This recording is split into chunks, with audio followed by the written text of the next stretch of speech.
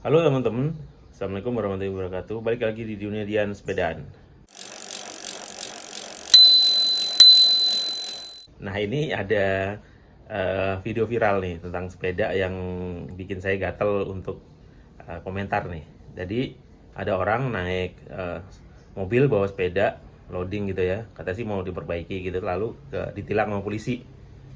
Dengan alasan bahwa nggak boleh tuh bawa mobil bawa sepeda gitu tuh. Kalau mau bawa sepeda itu di belakang gitu, dicantelin gitu. Nah ini videonya nih, yang bagi yang belum nonton.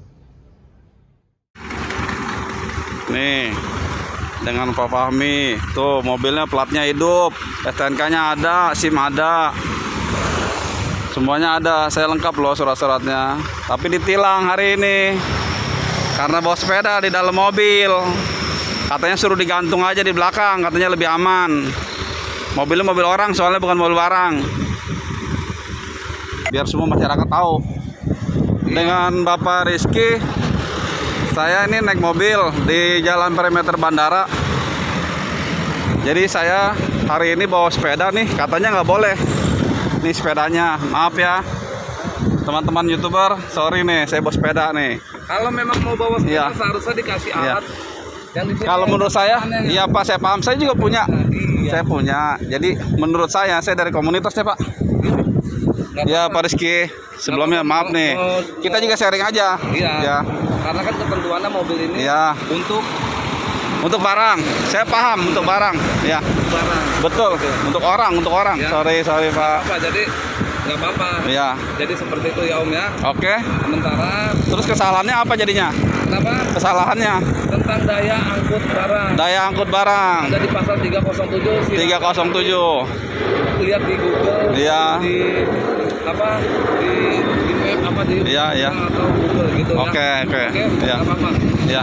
Dengan satu lagi dengan Pak Fahmi ya, Pak Fahmi. Apa? Dengan saya Agus Pak Fahmi. Hmm? Ya. Jadi kemungkinan kan saya kesalahannya dari mobil saya bawa sepeda nih. Hari ini saya bawa sepeda lagi mau perbaikan. Iya bawa sepeda boleh, cuma Iya. jangan di dalam. Iya. Tuh. Nggak apa-apa Pak. Nggak apa-apa ditilang dulu. Ya Pak ya. Nah akhirnya video itu kemudian menjadi viral, lalu di lantas sudah minta maaf tuh bahwa polisi itu salah menerapkan pasal gitu. Ya memang benar sih ya, itu ketika pasalnya saya googling itu juga itu pasal buat mobil barang gitu loh, mobil angkutan umum, angkutan barang gitu, yang membahayakan. Kan sering tuh lihat yang bertambah dimensinya, mengangkut melebihi segala macam tuh, pasal yang disebutkan Pak polisinya itu, ini pasalnya. Nah itu nggak berlaku untuk mobilnya yang bawa sepeda itu gitu. Lagian kalau alasan polisinya kan bawanya harusnya di belakang, itu juga nggak ada aturannya tuh bahwa kalau bawa sepeda harus dicantelin, tuh nggak ada. Dan bahkan justru bawa sepeda di belakang itu seringkali menambah dimensi dan membahayakan, karena sering kan itu kalau ngikatnya nggak benar bisa malah jatuh kena di lain, lalu kadang ngelebihi ke samping, itu juga berarti malah justru nggak sesuai dengan pasal itu tadi itu. Kemudian kata Pak polisinya di berita bahwa harusnya ditilang dengan yang mengganggu konsentrasi. Nah kalau kita lihat sepeda itu kayaknya nggak ngeganggu konsentrasi itu. Bagi kita yang biasa bawa sepeda di mobil loading itu justru malah itu aman gitu loh. Kan nggak nutupin apa-apa gitu loh. Kita ngeliat kaca belakang masih kelihatan. Bahkan justru kadang-kadang kalau ngelebihin tuh apa namanya di loading di belakang terus bannya lebih lebar atau apa ini, itu justru yang bahaya tuh, apalagi kalau mau parkir itu kan, jadi bisa kena mobil orang segala macam atau bisa nyenggol orang kalau nggak hati-hati jalan. Nah kalau masalah mengganggu konsentrasi itu, orang yang suka nyetir bawa handphone itu yang harus ditilang tuh, harus ditindak. Itu sering banget, banyak, dan sering terjadi pembiaran itu. Ini yang harus selalu ditertibkan, saya kira itu tuh, daripada orang bawa sepeda di loading terus kalau nggak boleh di dalam gimana, itu justru lebih aman gitu loh. Berarti yang orang sama ini ngeloding pakai sepeda di belakang dengan mobil kayak mobil ini, terus motor dan itu nggak boleh dong ya, makanya aneh. Jadi kemudian viral, dan ya karena aneh, sesuatu yang viral. Dan ini kemudian yang jadi miris, walaupun sudah tilangnya dianulir, polisi minta maaf, menurut saya ini sesuatu yang miris ya, kalau penegak hukum kemudian tidak paham dengan hukum itu sendiri gitu loh, atau keliru menerapkan pasal. Kan ini bahaya gitu. Untungnya kemudian divideoin lalu diviralkan gitu. bayangkan di era sebelum ada video-video dan sebelum ada sosial media, mungkin ceritanya akan beda gitu. Jadi teman-teman, ini juga pelajaran yang baik. Jadi kalau ada seperti itu terjadi lagi, ya ini aja, senang aja kayak ini pesepeda ini, yang bawa sepeda ini layak diapresiasi. Dia tenang, tidak ngegas, kemudian tetap mendokumentasikan, karena tanpa bukti itu kan susah juga. Dengan bukti itu kan kelihatan jelas gitu kan. Kemudian untuk dinilai siapa yang benar dan siapa yang salah gitu. Nah, tenang, gas, gak usah. Kan biasanya orang ribut terus jalan-jalan polisinya emosi-emosian. Ini nggak terjadi, itu bagus. Kemudian didokumentasikan.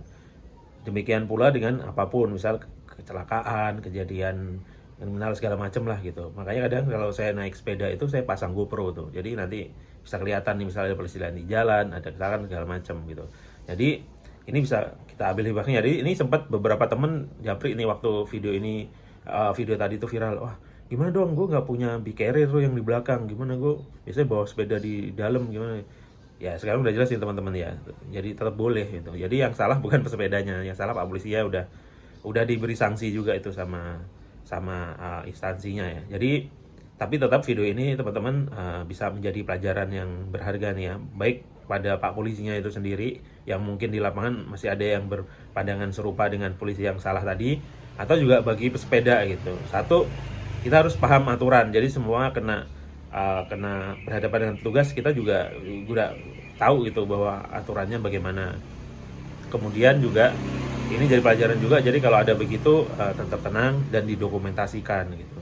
Dan pesan saya untuk Pak Polisi, mungkin ke depan kalau yang harusnya ditindak di pesepeda itu menurut saya justru pesepeda yang melanggar aturan lalu lintas, misal terobos lampu merah, melawan arah dan membahayakan. Itu walaupun nggak ada tilang bagi sepeda, menurut saya perlu ditegur aja gitu, itu perlu ditertibkan. Tapi kalau membawa sepeda mau loading di mobil, ya gimana ya, kita kalau mau ke bengkel misalkan, mau digoes jauh atau sepedanya rusak mau digoes, ya di loading di mobil gitu kan.